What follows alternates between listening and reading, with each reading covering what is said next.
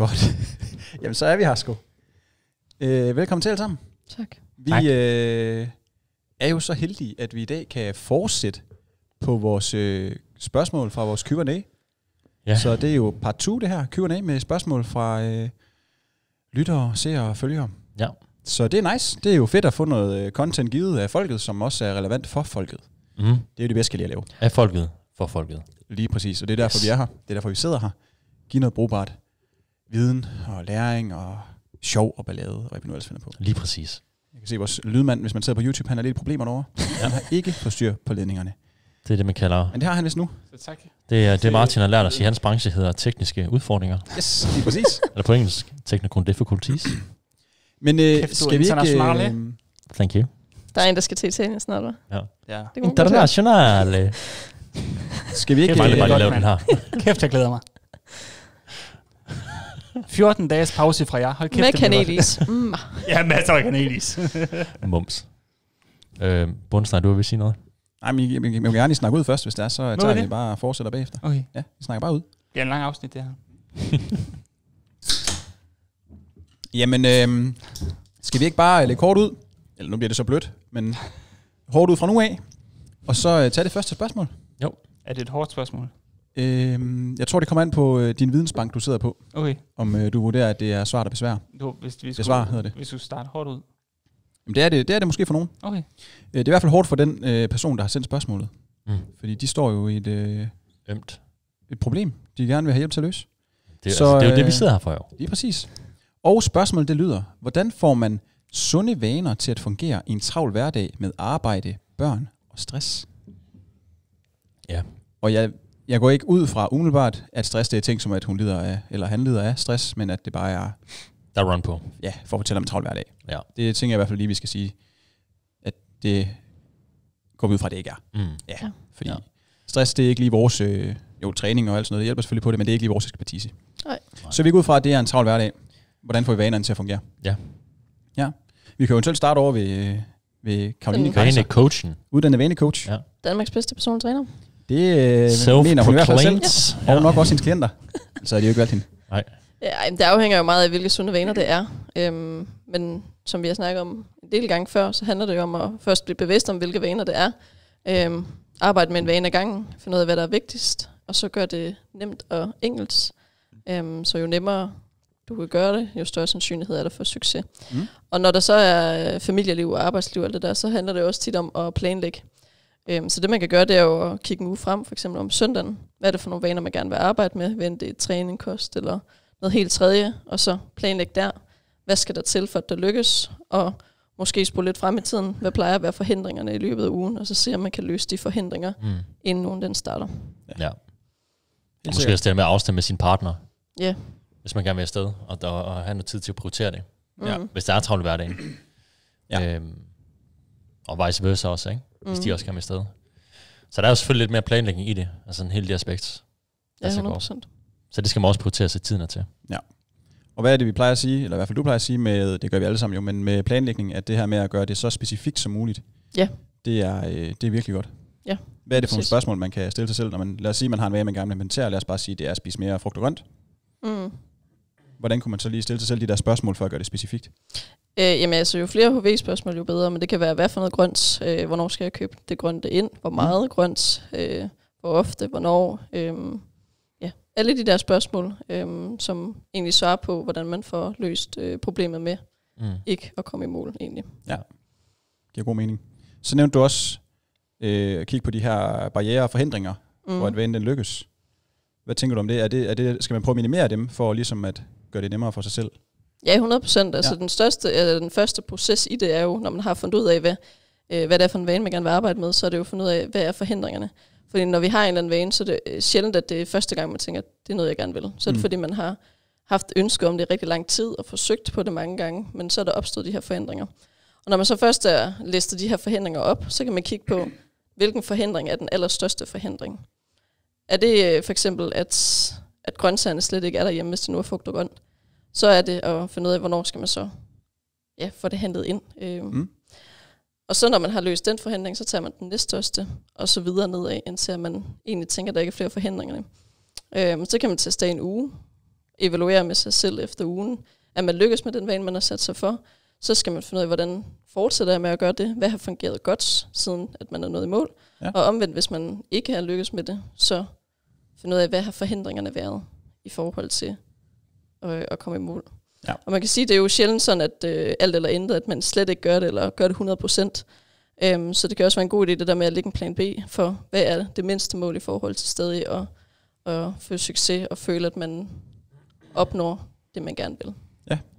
Et eksempel på, hvis vi bare tager udgangspunkt i frugt og grønt igen, hvad kunne det være på en plan A og en plan B? Ja, altså det afhænger af, hvad ens udgangspunkt er. Plejer man slet ikke at spise noget, så kan det være, at man har et mål om, at man skal spise 2 stykker frugt og grønt om dagen. Plan B kan jo være bare et enkelt stykke frugt.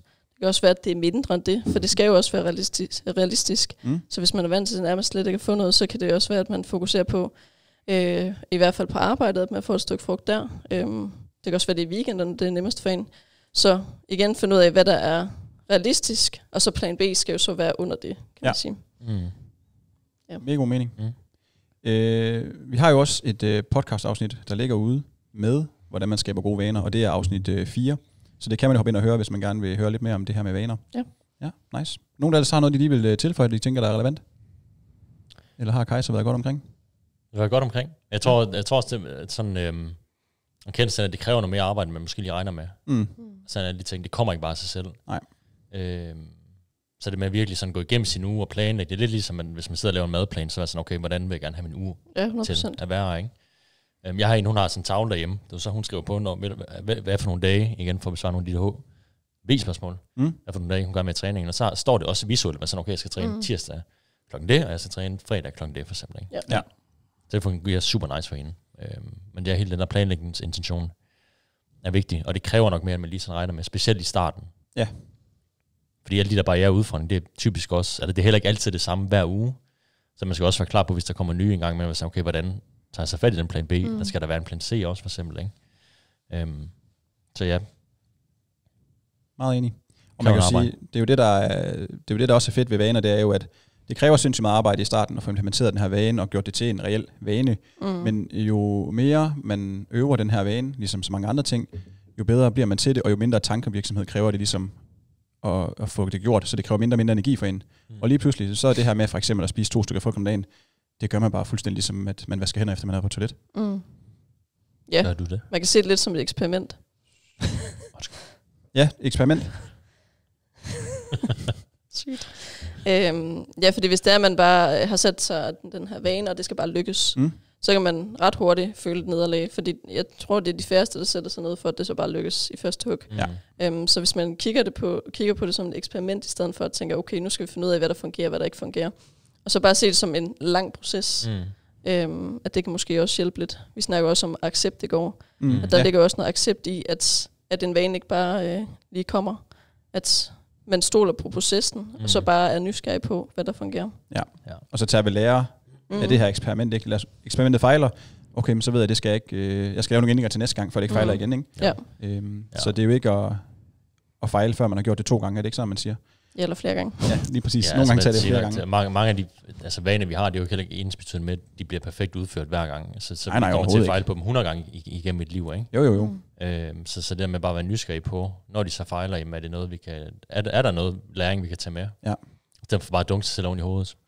Ja, for man skal også være opmærksom på, at der er også forskellige miljøer, man befinder sig i. Altså for eksempel for mig, at drikke sådan en her protein-smoothie dagligt, det er stort set en vane for mig, det gør jeg stort set hver dag. Men hjemme med mine svigerforældre for eksempel, så gør jeg ikke. Fordi jeg skifter pludselig mit miljø ud, så jeg er et helt andet sted, så jeg kan ikke på samme måde bare gå ud fra, at mit miljø det er stillet op til, at den her vane den fungerer perfekt. Men så kan det være, at jeg gør nogle andre ting, for stadig at få mit protein, for eksempel noget frugt og grønt. Ja. Men så der er også forskel på kontekster, hvor man er hen i sit liv, og så skal man jo hele tiden være klar på at lade det tilpasse. Ja, præcis. Ja. Og det var, at du ud fra det har fået en læring af, okay, når du så skal ud til dem, så køber du måske lige, det var, du lige svinger forbi Netto og køber en proteindrikker, så et æble for eksempel. Ja, lige præcis. Så ved du, så tjekker du nogle af de samme bokse for noget protein og for noget frugt. Ja, nemlig. Men det er jo en læring, man får, i forhold til, hvordan vi så kan tilpasse os nyt miljø, ikke? Jo. Mega fedt. Jeg tænker, det var et rimelig godt svar til spørgsmålet her. Ja. Så lad os prøve at hoppe lidt videre. Hvis I kunne give et simpelt sundhedsråd, som alle burde følge, hvad skulle det så være? Sov godt. Ja. Søvn? Ja. Næste spørgsmål. Ja, det er det vigtigste. Nej, men søvn er virkelig bare katalysatoren for alle vores andre valg i løbet af sådan en dag, ikke? Ja, det spiller meget ind. Hvis vi sover godt, så spiser vi typisk også bedre, og vi har mere energi til at bevæge os, og mere energi til at være sociale. Og både det, men vi kan heller ikke rigtig bare indhente søvnen, hvis vi ikke har fået den. Nej, vi sover bare, når vi bliver gamle, ikke, Martin? Jo.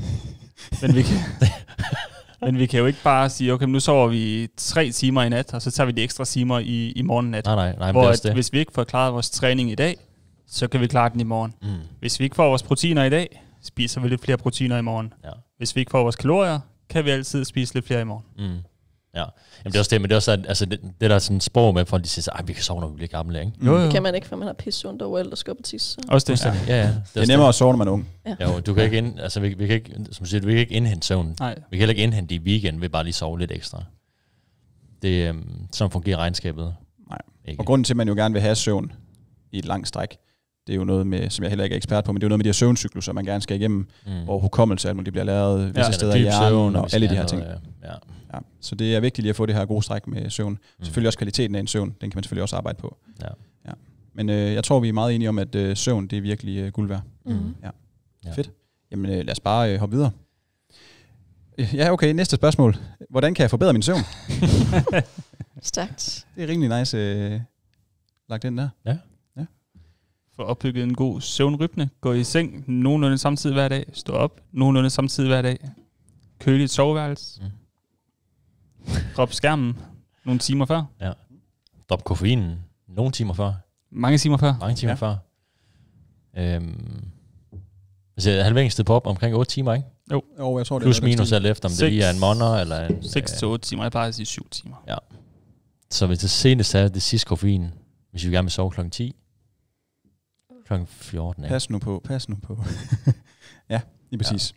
Så hold det så langt væk fra sengetid som muligt. Ja, præcis. Ja. Så hvis man er en eller anden gymbro, der skal op og træne lidt sent om aftenen, og tænker, det klipper du lige fra, Gadget. Jeg klipper ikke. Jeg klipper lige en ordentlig gang pre-workout. Og så tænker jeg, så får jeg en vanvittig træning. Så skal man lige huske, at det kan godt være, at du får en vanvittig træning, men din søvn efterfulgt, den bliver virkelig ikke særlig god. Ja. Og så er der mange, der sådan, jamen jeg kan godt sove alligevel, selvom jeg drikker en aftenkaffe, eller en sen monster, eller sådan et eller andet. Men det kan godt være, at vi godt kan falde i søvn, men nu snakker vi også lidt før om søvnkvaliteten. At den vil stadigvæk være påvirket og forringet, og du vil få mindre dyb søvn, og du måske potentielt få hyppigere opvågning også, og så videre, ikke? Både det, og jeg så et studie for noget tid siden, der også snakkede om, at den første evne, man mister, hvis man ligger konsekvent i søvnunderskud, det er evnen til at vurdere, om man får nok søvn.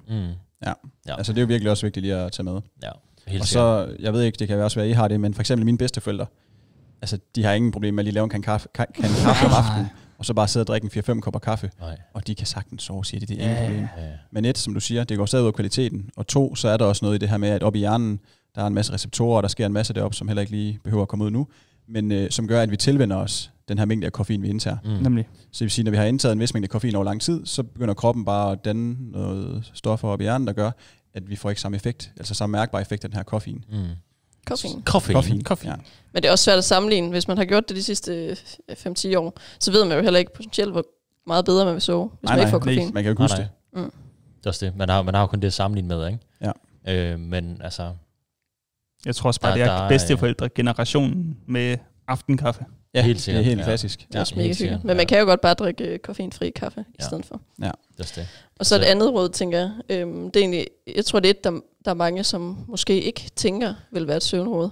Men hvis man ligger der om aftenen ikke kan sove, og efter i 20 minutter har forsøgt at sove cirka 20-30 minutter, så anbefaler man jo, at man går op i stedet for, og laver et eller andet, der ikke kræver voldsomt meget aktivitet. For eksempel læse en bog, lave et eller andet, strik, hækle, hvad det nu end kunne være, og så indtil man føler sig træt igen, og så forsøger man, eller går tilbage i seng og prøver at lægge sig til at sove. Enten falder man i søvn, hvis man ikke gør igen efter de der 20-30 minutter, så står man op igen.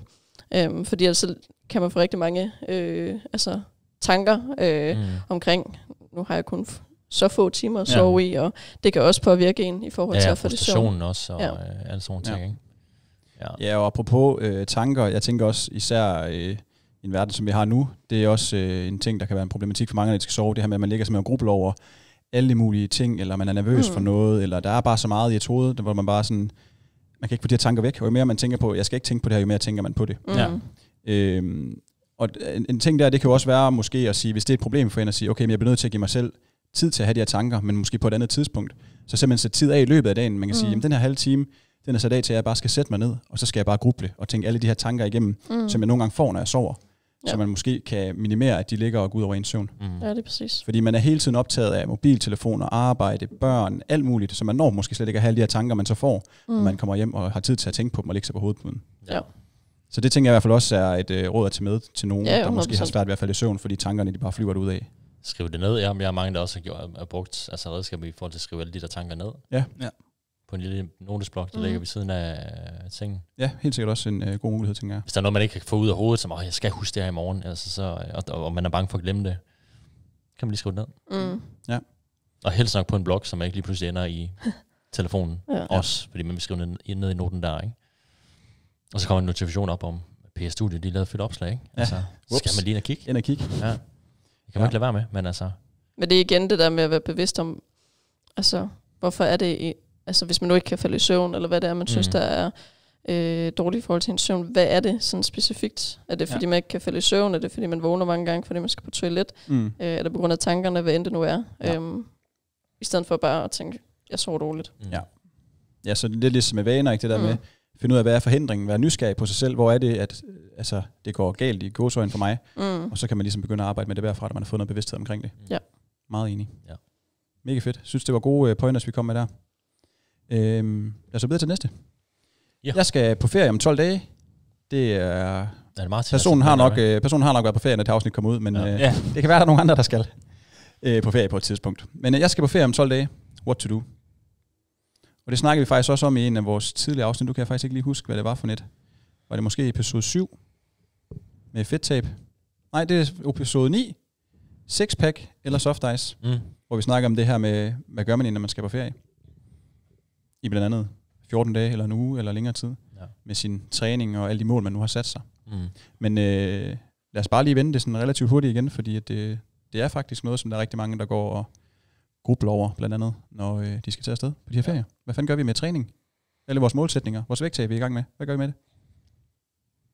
Find ud af, hvor vigtigt det er, om det er noget, man må bruge tid på ferien.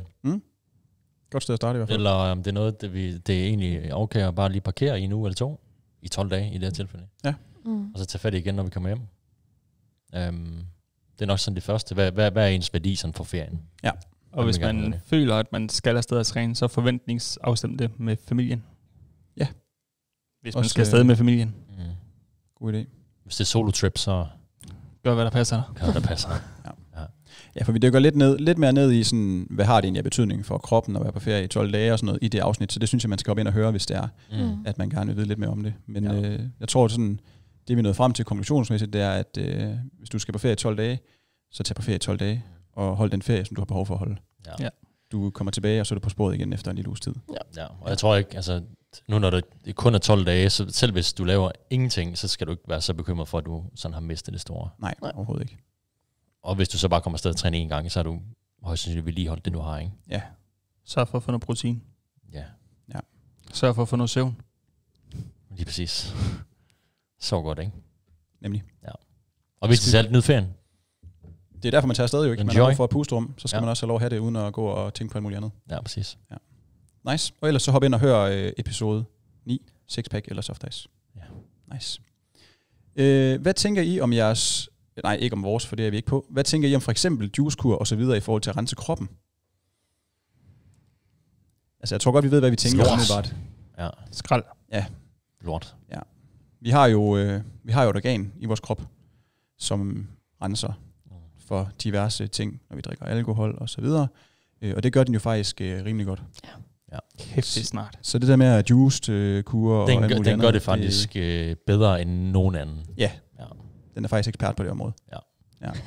Så juicekur, det er ikke noget, vi sådan... det er i hvert fald ikke noget, vi anbefaler til nogen, og det er heller ikke noget, vi sådan selv gør, og det er heller ikke noget, vi synes, folk derude umiddelbart skal gøre, hvis jo mindre det giver dem sindssygt meget glæde og tilfredsstillelse. Elsker juice.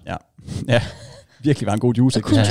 Jeg ved bare, altså Rynkebys den bedste, ikke? Hvor lang tid er man på sådan en juicekur, hvis man er på en juicekur? Jamen, jeg ved det ikke. Alt for længe. Altså mere end 4 timer, det er alt for længe. In my opinion. Ja, så alt det der med juicekurer eller forskellige medicamenter, man kan købe til at rense krop og så videre, det er højst sandsynligt spild af penge og spild af tid. Ja. Og det eneste, du taber højst sandsynligt, er også bare væske og afføring. Ja. Nok også lidt muskelmasse, hvis det kun er juice, Alt efter, hvor lang tid du kører. Bare proteinpulver i juicen. Ja, det er rigtigt. En lille smule, ikke? Men altså, det er jo ikke, fordi du taber 40 kilo fedt på en uges juicekur. Nej. Og hvis man er lang tid på juicekur, og man så faktisk taber noget fedt, så når man holder tilbage på sin normale hverdag, så tager man det nok på igen. Så bliver du fyldt op med væske igen, og du bliver fyldt op med afføring igen, ikke? Ja, præcis. Så, du griner hver gang jeg siger afføring. Det lyder bare vildt ulækkert. Kan du ikke sige faces? Bliver fyldt op med afføring. Faces. Lort. Ja. Faces er bedre. Ja. Det skal vi huske i fremtiden afsnit. Ja. Når jeg snakker om afføring. Skal du ned blandt andet, hvis du ikke ligger grubbelort i nat? Har jeg en blog? Nej. Nå, satans. Du må mentalt billede herinde. Faces. Har du det? Faces. Sidder det fast? Den er der. Ja. Godt. Ja, lad os komme videre. Mega fedt. Jamen, det var sådan rimelig hurtigt at komme igennem det. Ja. Så er der den her klassiker. Yes eller no go til at tælle kalorier. Og det er både yes og no. Yes, go. Det kan vi vel godt blive enige om. Yep. Fordi det snakker vi faktisk også om i, jeg tror det var fedttab, afsnittet. Yep. Episode 7. Ja. Jeg tror, vi har berørt det i et par afsnit. Ja, vi har berørt det lidt, ja. Men det er også meget relevant. Ja. Fordi det kan være et sindssygt godt redskab at prøve at track sine kalorier og sin mad. For ligesom at se, hvordan for det første det ser ud, der hvor man er med det, man spiser nu. Men også at få en idé om, hvad er der egentlig i mad. Altså hvad indeholder de sådan meget gængse fødevarer, jeg spiser i løbet af en uge. Ja. Det kan virkelig være god læring at få, ikke? Jo. Det kan det. Så på den måde kan det jo være et fantastisk redskab. Ja. Det kan også være et fantastisk redskab, hvis man som dig, Martin, skal stille op til en konkurrence på et tidspunkt. Så er det et rimelig godt værktøj. Ja. Du kan faktisk nok ikke have en succesfuld prep uden. Så skulle det være en kostplan. Nå, okay. Ja. Men der er også lavet noget studieværk, mener jeg, på netop bodybuilding og forskellen på at være på kostplan og tracke sine kalorier, hvor det så ud til, at dem, der tracker sine kalorier, de klarede det bedre, på grund af, at det ikke er lige så restriktivt. Ja. Kostplan, der er så bare nogen, der tracker dine kalorier for dig. Ja, men det der med, at så er det nemmere at komme til at køre ud over planen, for det bliver lidt for ensformigt. Og Jo, men lige præcis, ja. Så der er flere, der sådan falder af hesten flere gange, kontra dem, som der bare tracker sine kalorier. Ja. Og selvfølgelig så bliver det også lidt ensformigt derfor, at de fleste, de jo ender med at køre meget af det samme. Jo, men der er mulighed for, at man lige kan, ikke? Nemlig. Ja, og du lige kan få track en lille pizza ind også en gang imellem. For eksempel. Ja. Ja, og så altså igen, rigtig mange mennesker, de tror måske, de spiser sindssygt varieret og har masser af forskellige aftensmad, men tit så spiser man jo faktisk det samme, når man zoomer lidt ud, sådan mange af de samme måltider og sådan noget, ikke? Og hvis man først har tracket med en gang, så ligger de som regel inde i mobilen, og så er det ret nemt at tracke igen. Så tager det ikke tid. Ja. Så man kan sige, kostplan, mega restriktivt. De aller færreste, hvor det vil give mening at bruge det. Tracking, det kan give mening at bruge på de fleste, i hvert fald for en periode. Så kan det give mening for nogen at bruge stort set hele tiden. Man kan sige, du er jo familiefar, så du tracker jo stadig din kost, så det kan også godt lade sig gøre, selvom man har en hverdag, hvor man også skal få det til at passe sammen med familie og sådan nogle ting. På vej op til konkurrencen her, der tracker jeg mere eller mindre alt. Når det er sådan et godt stykke uden for konkurrencesæson, så kan jeg godt finde på at tracke min morgenmad og frokost, men så bare sørge for, at jeg har cirka en 600-800 kalorier tilbage, alt efter hvor meget jeg skal have spist i de perioder, til aftensmaden, hvor jeg så ikke tracker det, så jeg ikke sidder med vægten foran børnene til hver det eneste måltid. Ja, også vigtigt at være opmærksom på. Ja. Og man kan sige, det er jo også noget, du kan gøre, fordi du har været vant til at track så meget, så du ved så nogenlunde, hvad der er i det, du egentlig spiser, og hvad der er i mad. Så tracker man sine kalorier i et stykke tid, så svarer det til at skifte alt sit discount-værktøj ud med kvalitetsværktøj. Ja, det kan vi godt sige. Ja. Fedt. Jeg tænker, det eneste sted, hvor det måske er et no-go, det er, hvis man har tidligere erfaring med, at det kan trick til nogle, nogle tanker omkring ens krop, hvad ens vægt skal være. Så det er nok ikke, det er i hvert fald ikke for alle. Nej. Jeg har også en klient, jeg snakker i forhold til med at få nok protein, hvor netop det med at track, det vil slet ikke du for hende. Og så snakker vi om, altså proteinet kan man jo godt stadig track, altså så bare finde lommeregneren frem, altså lave en hurtig Google-søgning på ChatGPT, hvor mange gram protein er der i 100 gram havregryn for eksempel. Så behøver man jo ikke få kalorierne med og lægge det ind i MyFitnessPal eller hvad det skulle være. Og så bare til proteinerne i stedet for. Ja. Jeg har en anden klient nu her, hvor hun var heller ikke så meget for at skulle track, på grund af, at jeg tror, det var hendes søster havde haft noget spiseforstyrrelse. Så det frygtede hun, at hun også ville få, hvis det var. Så i starten der sendte hun billeder af alle måltider, både hovedmåltider, mellemmåltider, og så jeg sådan vurderet lidt derudfra, okay, prøv at skrue lidt op for det her, lidt ned for det her. Og så lige så stille, så er vi så også trappet ud af det, fordi at nu har hun kørt på det i noget tid, og har begyndt at have en rimelig god forståelse for det. Så en sjældent gang imellem sender hun lige et billede eller en besked til, at jeg har fået det, og det er der noget, jeg skulle tænke lidt over der. Men gjorde det på den måde i starten. Ja, så der er flere måder at gøre det på. Ja. Og som du siger, Karo, mega vigtigt lige at være opmærksom på, hvad det egentlig gør ved en, og skal gøre det her. Altså hvad for nogle tanker det giver og sådan noget. Ikke? Ja. Fordi det skal jo ikke ses som noget, der skal... Det skal ses som noget, der skal bidrage med noget positivt til en, og ikke noget negativt. Ikke? Ja. Klasse. Fedt, jeg tænker, vi kommer godt rundt om den. Så kommer der næste her. Hvad gør man, hvis man går død i samme træningsøvelse? Der er jo sådan en relativt enkelt svar, tænker jeg. At det er jo, at man kan skifte den ud. Nå. Ja, okay. Man kan også gøre så meget, tænker jeg, at tage sig sammen. Relativt simpelt svar. Men det er altså det...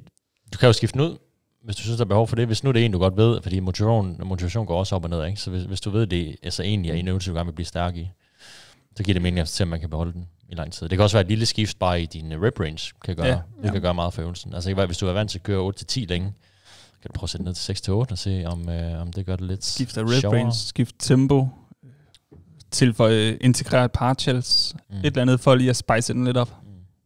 Ja. Enig. Ja. Igen, hold træning sjovt, så er der større chance for, at man kommer afsted. Og hvis jo mindre man selvfølgelig er et sted, hvor man har trænet de sidste 10 år, og træning det bare er altså, som at være skinner igen, så kan man måske lidt bedre bare sige, jamen ved du hvad, nu skal jeg bare køre igennem den her øvelse, sådan det. Men ellers gør det sjovt. Ja. Træningen bliver ofte også bedre, når de er sjove, ikke? Man giver sig lidt mere og alle de her ting. Jo, det er også det. Og hvis man virkelig er kørt død i den, så kan man også se, okay, hvad er det for en bevægelse, jeg har? Hvis det er en brystpres med håndvægtene, så kan man måske også bare prøve at skifte ud til en vægtstang. Ja, altid en god idé at tænke bevægelse, ikke? For at få noget af det samme, men måske bare få en ny variant. Nemlig. Det kan også være det skifte, så når du så på sådan en dag kommer tilbage til en, jeg har lyst til at køre håndvægten igen, så kan det være, at du stadig har progrederet med håndvægtene, fordi du bare blevet stærkere i bevægelsen, ikke? Ja. Jeg så en på YouTube, det er faktisk været nogle år siden, som han havde sine træningsprogrammer, og så havde han lavet sådan, at han skiftede en øvelse ud, hvis han i 2 uger ikke havde lavet progression i øvelsen. Så skiftede han bare ud. Så det vil sige, hvis han i 2 uger ikke har lavet progression i en single arm dumbbell row, så kan han måske over to en single arm cable row. Altså så bevægelsen var den samme, men havde han ikke lavet progression i øvelsen, sådan kilomæssigt eller rep, så skiftede han ud. Så var det bare sådan, det kørte. Og så kørte han jo bare det samme program stort set i meget, meget lang tid, men øvelsen blev skiftet ud, når det progressionen var gået stå i 2 uger. Så kørte det så, hvis han blev ved med at lave kontinuerlig progression i en øvelse, så holdt han bare indtil. Så kørte han bare indtil den ikke kunne progrederes mere. Ja. Så det kunne også være en måde at gøre det på, hvis man prøver en lidt ny tilgang til sin træning. Det kunne være sjovt måske. Ja. Fedt. Så afhænger det selvfølgelig også, hvis ens mål skifter også. Altså, så er det også fint nok at være sådan... Ja, 100%. Skifte øvelsen, ikke? Ja, helt sikkert. Ja. Bum. Hvordan holder man fast i motivation for træning? Godt spørgsmål. Det lader man være med at have fokus på. Okay. Jamen, der er ikke nogen, der har motivationen hele tiden. Nej, det er nemlig rigtigt. Det er også det. Så lad være med at tænke så meget over det, og prøve på at komme afsted alligevel. Ja. For at holde fast i vanen. Ja, man kan prøve at holde den op ved at få nogle sejre på tavlen, ikke? Og det er også det med at tilpasse, og som vi snakker med nogle af de andre. Måske sætte bare ned. Hvis du er motiveret for at komme afsted og træne, så måske bare have fokus på at komme afsted. Og så tage det, du får, så kan det være, at du kommer ned og laver den ene øvelse på dit program, og så du alligevel kommer afsted, og så er du blevet lidt mere motiveret af det, fordi du kommer afsted på en dag, som var svær, som var hård, som du ikke har sat op til. Så kan det aflede motivation, ikke? Så få nogle sejre på tavlen. Men det kræver også, at vi måske tager fat i den her plan B, C, D og så videre, vi også har snakket om før. Ja. For at kunne få noget handling på, og for at kunne få sejren. Ja. Og så, hvad siger du? Du kan bare køre. Det er jo bare, at man kan jo godt stadig arbejde med motivation. Altså sådan, fordi det er jo rigtig nok, som Martin siger, at den er der ikke altid, men man kan jo godt... Altså, er det fordi, man skal træne med nogen, der gør det sjovt, eller er det fordi, man skal være på hold, der gør det sjovt? Eller gør det nemt, at man bare melder sig på, og man ikke kan få sig selv til at melde fra igen. Selve sportsform, det kan være styrketræning. Det kan være, at man hellere vil gå til dans, eller hvad end det nu skal være. Så vi har jo mange, der kommer på bootcamp derinde, der er motiveret for at komme, fordi de kommer og træner med andre. Ikke? Ja, præcis. Så man kan jo godt rykke på nogle af dem, og så finde ud af, om man kan gøre det. Om man kalder det motiverende, eller sjovere, eller mere tiltrækkende. Ja, og igen, hvad man kalder det, det er jo i og for sig ligegyldigt. Det handler jo bare om, at man kommer afsted til sin træning, ikke? Yep. Men jeg tænker også om sådan en ting som at sætte mål. Altså, og igen at gøre dem specifikke og realistiske og måske tidsbestemte. Alle de her ting, som man nu bruger for eksempel smartmål, ikke? Det er jo ofte også noget, der kan være godt. Fordi har man først nået et mål, så er man mega nice. Men sætter man sig så ikke et nyt mål, så kan man nogle gange godt være sådan lidt gå død i det på en eller anden måde måske. Ikke? Men det er rigtigt. Motivation, det er svingende. Og det er jo sjældent, at motivationen den er afhængig af nødvendigvis træning, men faktisk også afhængig af alt det, der ligger rundt om træning, altså ens normale hverdag. Ikke? Fordi er der meget run på der, og er der træls på arbejde, alle de her ting, så daler ens motivation måske også lidt for træning. Det kan også være, den stiger, fordi man tænker, at træning det er det eneste, der fungerer for mig lige nu. Så må jeg bare op og give den fuld gas deroppe. Ikke? Men der er mange ting, der spiller ind. Så det er sindssygt svært, eller det kan man ikke styre. Og så må man skrue på nogle af de redskaber, vi har sat og snakket om. Det er det. Men det er rigtigt. Man skal ikke lægge sig helt op på, at motivation skal være en præmis for at kunne komme afsted og træne. Nej. Fordi så bliver det sgu svært at blive vedholdende også, ikke? Jo, 100%. Ja. Nice. Godt spørgsmål her faktisk, der dykker lidt ned i vores fortid. Hvad vil I ønske, I vidste, da I startede med at træne? Og jeg tænker bare, at vi kan tage bordet rundt. Og der kommer nok en eller anden kommentar fra Gatti lige om lidt med, ja, Alex han skulle nok have vidst, at han skulle have trænet ben. Og det var ikke det var jeg tænkte bare med mit opslag, der kommer op på de sociale medier i morgen, hvor jeg lige har spurgt jer alle sammen. Det var sundhed generelt, var det ikke det? Det var både træning og sundhed. Ja. Nå, okay. Jeg kan faktisk ikke engang huske, hvad jeg sagde der. Du sagde for eksempel noget med Alex Ben der. Ja, det hørte jeg godt. Jamen, hop ind og følg Fit by Hartmann, så kan I se opslaget. Jamen, skal vi ikke bare lige tage bordet rundt? Vi kan jo selv starte over ved dig, Martin. Ja. Vi kan også starte et andet sted, hvis du lige skal lidt og tænke over lidt. Ja. Godt. Kajsa, har du den klar? Jeg tror at mindre også kan gøre det. At man ikke nødvendigvis skal op og træne 5 gange om ugen, for eksempel for at få resultater. Og den nyeste, jeg er blevet helt fan af, det er jo bare 2 sæt i dødløft, ikke? Martin, tak for tidet. Det er guld værd. Det var også lidt 2 sæt. Jeg sender en faktur. Ja, tak. Gør du bare. Ja, det tror jeg, det er det. At mindre kan også gøre det. Ja. Nice. P.T. Søndergaard. Altså, jeg kom jo med 2 i går på Martins. Ja, så det er egentlig din skyld, jeg har brugt så fucking lang tid på at redigere den ned. Selv tak. Du må kun vælge en. Jeg vælger en, og så kan de gå ind og se nummer 2 på Martins opslag i morgen, ikke? Godt tænkt. Yeah. Som der så er flere uger siden, når det her det kommer ud. Men ja, okay. Der skal også være det spænding, ikke? Jo. Så bare gå ind og scrolle hele min Instagram igennem for at finde det. Ja. Men den ene, det var, at der er ingen stress. Ja. Ingen stress. Ingen stress. Der er ikke noget, vi skal nå. Så nogle gange tænker man godt, nu skal man nå en hel masse. Men vi har hele livet. Så det er ligegyldigt, om jeg kan store ben nu. Jeg har bare begyndt at træne. Ben om 5 år, altså. Ej, det er sjovt, det skal man ikke gøre. Træne nu, ikke? Men man kan godt komme i gang med at træne, og det er sin sundhedsmål, så har den der sådan stressfølelse om, vi skal nå en hel masse hurtigt også. Ja. Gerne have hurtige resultater også, og så videre, ikke? Men der er ikke noget, vi skal nå. Lige præcis. Om det tager 1 år eller 5 år, det betyder ikke så meget. Ikke det store billede i hvert fald. Nej, præcis. Ikke medmindre man har noget, man skal nå.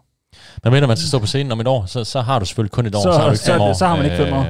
Så det er selvfølgelig en lidt anden kontekst, ikke? Men for de fleste nok lytter med, der er bare her fra Danmark, så er det ikke noget, vi skal nå. Nej. Så tag det stille ordentligt. Ja. Sgu et skarpt råd der. Thank you. Jeg tænker i hvert fald, en af de ting, jeg ville ønske, jeg havde vidst, da jeg var en young gun og startede med at træne, det var måske det der med, at det havde været sindssygt givende, hvis man lige havde en i sin omgangskreds, eller hvis man var så heldig at have økonomi til at kunne få noget hjælp af en dygtig træner, så kunne det virkelig have givet meget, fordi når man sådan ser tilbage på min træning nu i hvert fald, så var det godt nok med hovedet under armen en gang imellem. Det var bare alle mulige random dudes på YouTube eller sociale medier. Det var ikke helt så stort dengang, men det kom jo lige pludselig, hvor man bare tænkte sådan, nå okay, det er det, man skal gøre, så gør jeg også bare det. Ja.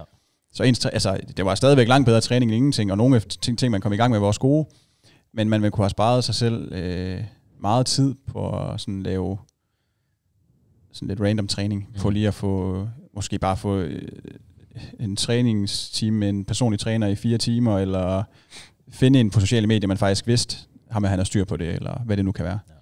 Det der med lige at få en ekspert på, det kunne have sparet mig meget, tror jeg. Jeg har nok haft 0,5 kilo muskel mere i dag, hvis jeg havde gjort det. Og en halv kilo, det er ikke et undervurdere. Det er altså meget, når man er så stor, som jeg er, ikke? Ja. Fuldstændig.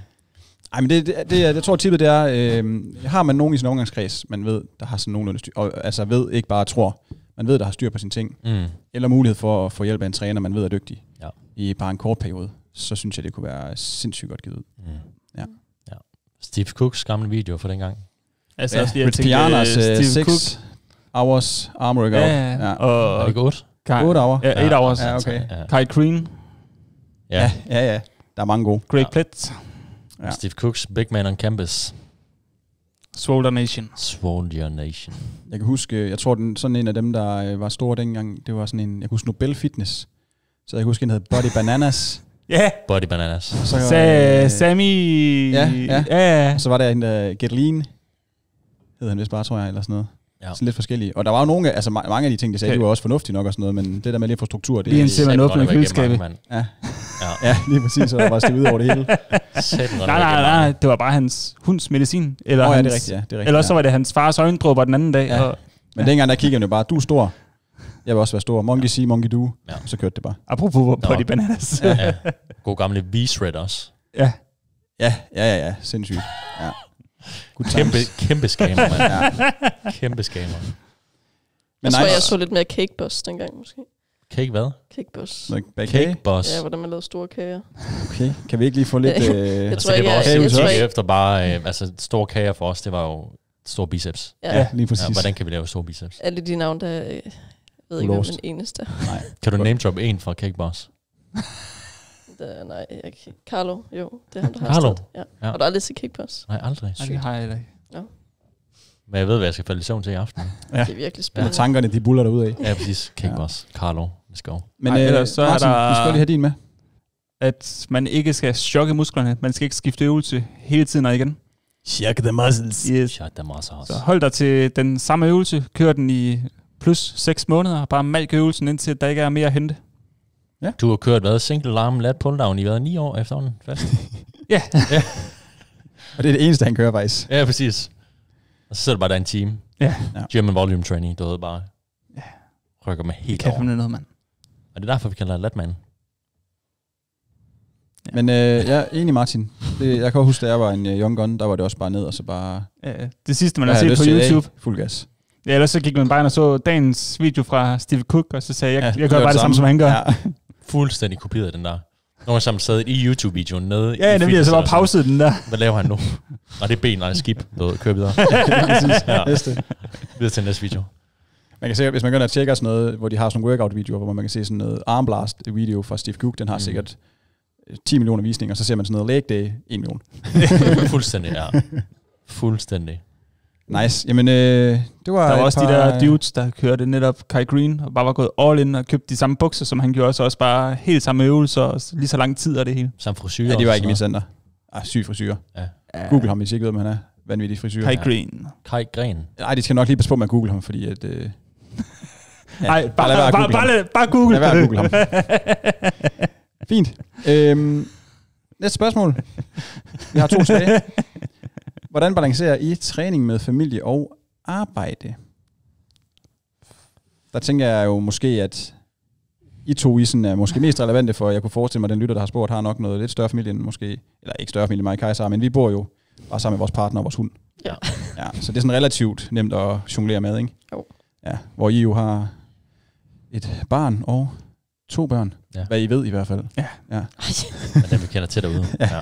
I betaler et knækkeligt beløb i børnepenge hver måned, men I ved ikke hvorfor. Ja, jeg ved ikke helt, hvad det går til. Men jeg tænker, den må I sgu gerne få. I 2. Må vi gerne det? Ja, den siger jeg. Kæft, vi er heldige. Fuldstændig jo.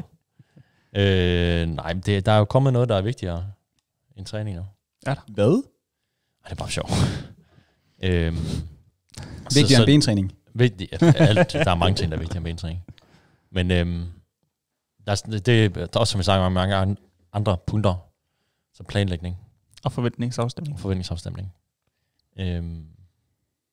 Så det er sådan set det. Og nu er vi jo bare heldige, at vi arbejder i et fitnesscenter, så vi kan lige... Vi gør det midt på dagen jo. Ja.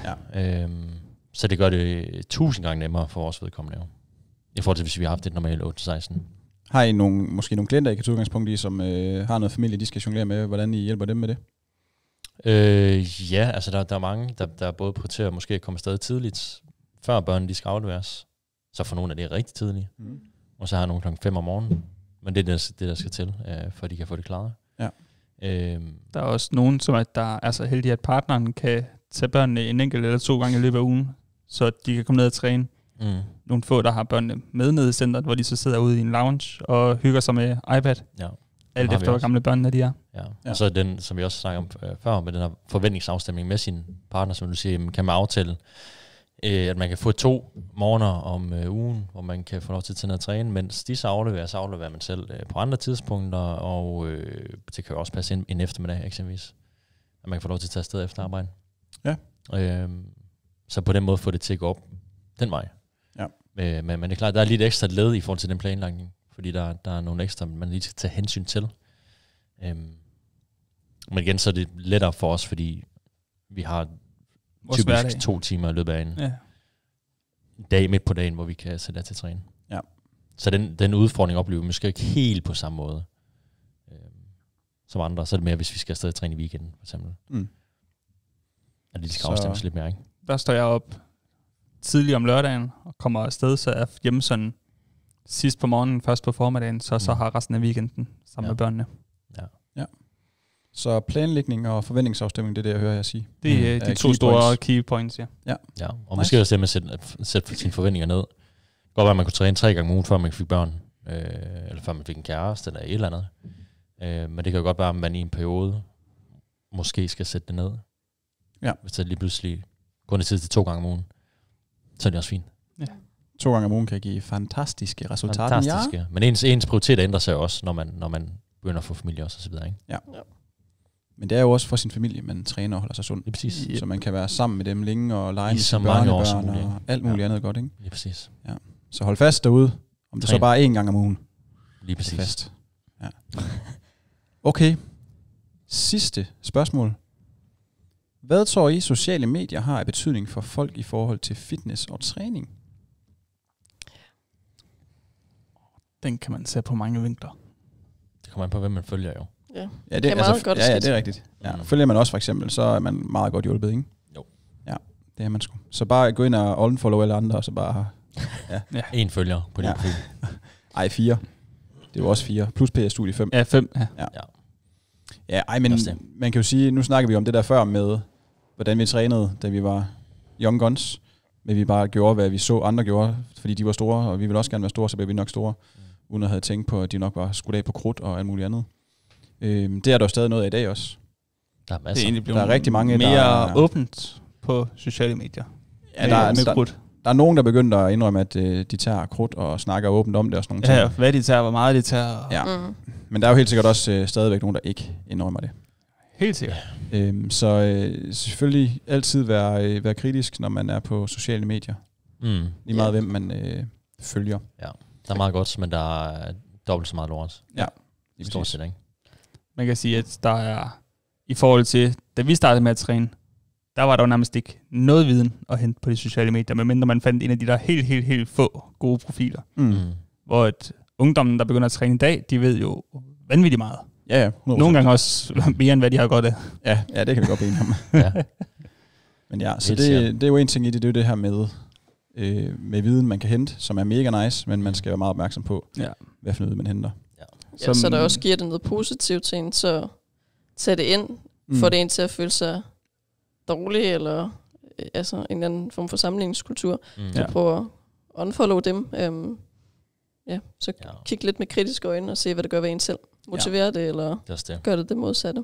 Hvis der er nogen, der begynder at snakke ned, altså alle de der sådan Andrew Tates profiler, der begynder at komme frem med helt unge dudes, der bare... Andrew Tate wannabes. Fuck, man. Der bare ned, altså... Det er sygt. Jeg kan ikke huske, hvad han hedder ham, der står derovre. Nej, det skal vi heller ikke sige her. Det skal jeg ikke. Der er ikke flere, selvfølgelig har man højst nødvendigt. Men ja, det er virkelig også op ad bakke, ikke? Men igen, hvis der er penge i det, så gør folk meget for at tjene penge. Ja. Men generelt bare tænke, lyder det for godt til at være sandt, så er det for godt til at være sandt, det de siger. Ja, godt lige at have med den. Men som du siger også, Karoline, især det med at være fokus på, hvad giver det mig egentlig at være på de her sociale medier, altså sådan helt mentalt og fysisk at sidde og se på alle de her mennesker, fordi ofte så er sociale medier jo den polerede del af folks liv. Og man kommer hurtigt til at tro, at det er bare deres liv. Alt de gør er godt. Nej, hvor har de det dejligt. Og så sidder man selv derhjemme i en eller anden plettet sweater og spiser nudelsuppe, ikke? Og skal på arbejde fra 8 til 16 i morgen, mens de sidder nede på Maldiverne og lever af sociale medier, eller hvor det var det nu er, ikke? Eller siger, de gør. Ja, eller siger, de gør, ikke? Så det er kursusister her, ikke? Ja, så virkelig... Har bare en kæmpe green screen bag ved dem. Ja. Men det tænker jeg i hvert fald er nok noget af det vigtigste, det der med virkelig at se, hvad bidrager det egentlig med til mit liv. Bidrager det noget positivt? Fint, gør det ikke. Så skal jeg måske lige overveje, om man skal slette det for en uge, og så se, hvad der sker. Ja. Nice. Det var det sidste spørgsmål, vi havde for den her Q&A. Nej. Jo. Sindssygt. Men jeg tænker, på et eller andet tidspunkt, så laver vi selvfølgelig en mere. Part 3. Og der kommer højst sandsynligt en masse gengængere. Men hedder det gengangere? Gengangere, ja. Men nogle gange, så kommer der også en ny vinkel, når vi sidder og snakker, fordi vi kommer omkring rigtig meget, men der er jo ofte meget mere til det, end hvad vi lige når at snakke om her. Så det kan være, der kommer en ny god vinkel, ligesom eller der kommer ny viden. Lidt ligesom på de sociale medier. Ja, lige præcis. Der er ofte meget mere til det, end man lige tror. Man har 1,5 minut til noget at fyre det. Det er ikke særlig meget, man når for med der. Nej, det er også... det er lige meget gadget. Jamen, det var jo det. Yeah. Tak til folket, fordi at de endnu en gang gad at lytte med til et afsnit af PS Studio Talks. Det er fandme hyggeligt. Eller se med, hvis det var på YouTube'en. Ja. Det er vi fandme glade for. Det sætter vi stor pris på. Ja. Tag os, hvis I hører den. Ja. For nice. Ja. Og igen, selvom vi har de her Q&A's, har I spørgsmål, idéer til emner, vi kan tale om i podcasten eller andet, bare skriv til os. Vi gør igen det her for lytterens skyld, for kan bidrage med noget god viden og læring og sjov og så videre. Ja, mega nice. Tak for snakken. Selv tak. Tak for snakken, mand. Vi ses derude. Kan I have pæn?